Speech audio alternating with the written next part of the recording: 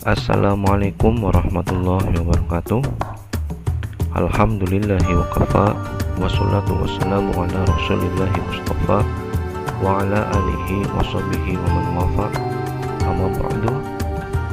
Alhamdulillah, kita panjatkan puji syukur kehadirat Allah Subhanahu wa taala karena pada kesempatan kali ini kita bisa berjumpa kembali untuk membahas suatu materi, yaitu materi tentang sajalah atau berani membela kebenaran dan kejujuran.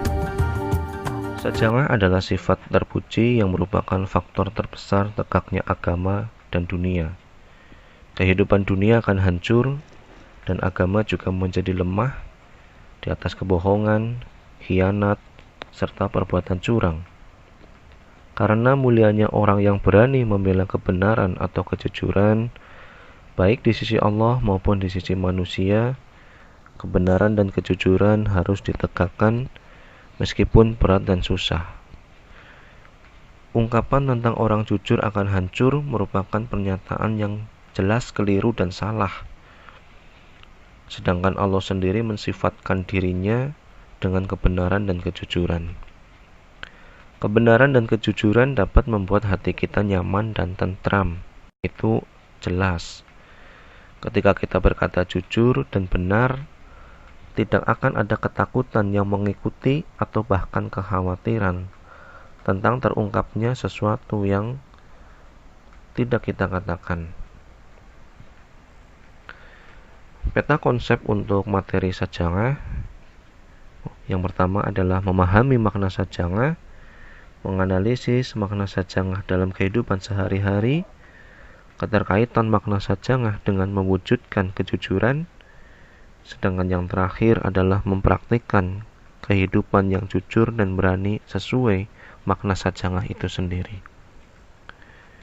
Kemudian untuk pengertian sajalah menurut bahasa artinya adalah berani, sedangkan menurut istilah sajalah adalah siddatul qalbi inda labas, yaitu kuatnya hati ketika menghadapi kesulitan. Jadi, sajalah adalah keteguhan hati, kuat pendirian, berani membela dan mempertahankan sesuatu yang benar secara gigih dan terpuji. Tidak takut atau mundur bila dicela dan tidak juga mengharap pujian dari orang lain.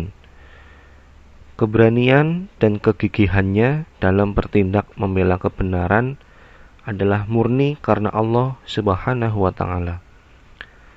Kemudian berani berterus terang mengakui kesalahan, menyadari bahwa menyembunyikan kesalahan apalagi mempertahankannya adalah sebuah kebodohan.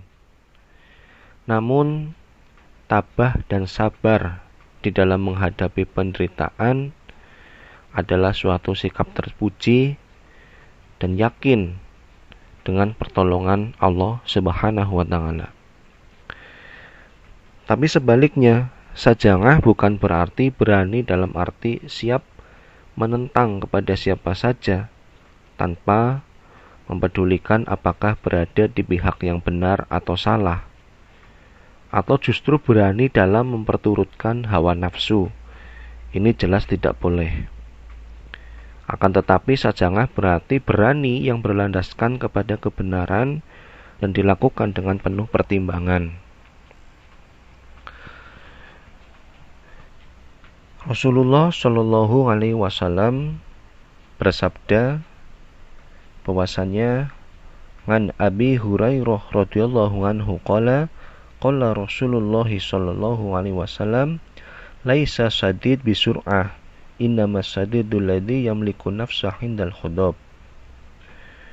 Dari Abu Hurairah radhiyallahu anhu berkata bahwasanya Rasulullah sallallahu alaihi wasallam bersabda, bukanlah orang yang kuat itu adalah orang yang kuat di dalam berkelahi atau menang di dalam perkelahian, tapi orang yang kuat adalah orang yang mampu menahan dirinya, mampu mengendalikan dirinya ketika dia marah. Ini sebagai bentuk sifat syaja'ah di dalam mengendalikan diri atau hawa nafsu ketika marah. Sekarang kita mau pilih yang mana? Apakah kita menjadi orang yang syaja'ah, pemberani karena Allah, atau justru kita menjadi orang yang takut atau pengecut? Ada faktor-faktor yang menyebabkan seseorang memiliki sifat syaja'ah. Ini perlu kita usahakan. Yang pertama adalah rasa takut hanya kepada Allah. Selama seseorang yakin bahwa yang dilakukan merupakan perintah Allah, maka orang tersebut tidak boleh takut kepada siapapun, kecuali hanya kepada Allah Subhanahu wa Ta'ala. Apabila ada yang membuatnya takut, maka dia harus yakin bahwa Allah pasti akan menolongnya. Kemudian yang kedua, lebih mencintai akhirat daripada dunia. Perlu senantiasa diingat bahwa dunia bukanlah tujuan akhir, namun hanya sebagai jembatan kita untuk menuju akhirat. Seorang muslim tidak boleh ragu apalagi takut tidak dapat meraih kebahagiaan di dunia, asalkan dia bisa memperoleh kebahagiaan di akhirat kelak. Kemudian yang ketiga, tidak takut kepada kematian. Apabila kematian sudah datang, tidak ada yang dapat mencegah atau lari darinya. Dan kematian adalah sesuatu atau sebuah kepastian, dan setiap orang pasti akan mati. Sehingga seorang muslim tidak akan takut kepada kematian, apalagi kematian karena berjihad di jalan Allah Subhanahu wa Ta'ala. Kita bisa melihat atau membaca sejarah Islam zaman dulu, bahwasanya para sahabat banyak yang gugur atau meninggal dalam syahid karena membela agamanya. Ini adalah suatu bentuk keberanian yang bisa kita contoh di zaman sekarang. Meskipun tidak harus kita berperang, tapi melalui jihad-jihad yang lain. Kemudian yang keempat, tidak ada keraguan-raguan. Salah satu yang menyebabkan munculnya rasa takut adalah perasaan ragu-ragu itu sendiri. Apabila seorang ragu-ragu dengan kebenaran yang dilakukan, tentu akan menghadapi resiko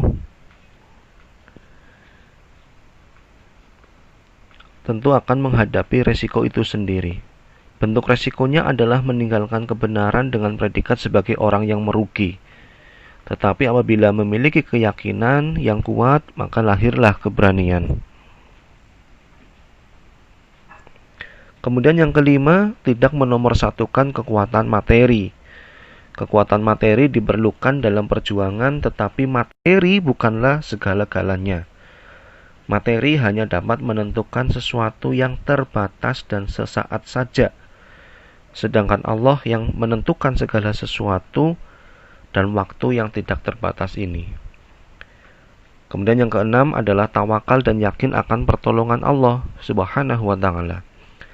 Seseorang yang berjuang untuk kebenaran tidak boleh takut, karena setelah berusaha dengan keras, maka dia akan bertawakal dan memohon pertolongan kepada Allah Subhanahu wa Ta'ala.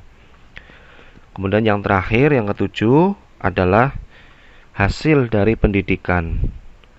Sikap berani akan lahir melalui pendidikan yang diterapkan di rumah, di sekolah, masjid, maupun lingkungan tempat tinggal kalian.